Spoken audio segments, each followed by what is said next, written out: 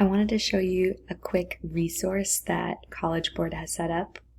So if you're on your main AP Classroom page, and if you scroll down to AP Psychology, if you click on your assignments,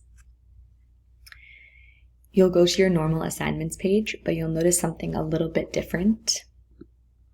So AP has added this tab that's called Optional Student Practice.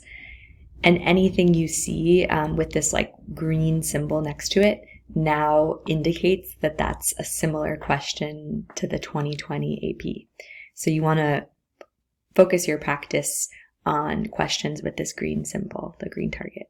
So if you click on the tab Optional Student Practice, you can see you have a whole list of free response questions to try before the AP. You can use these whenever, it doesn't have to be today.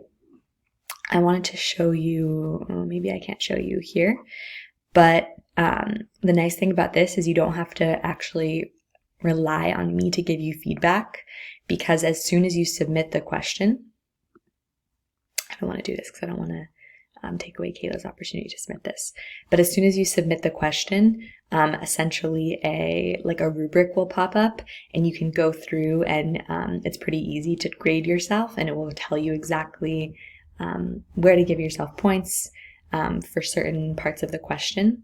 So this is a really good way that makes you a little bit less reliant on me as your teacher, because you can just try a free response question, you can quickly submit it, and then you'll get like a built-in rubric right away where you can give yourself feedback.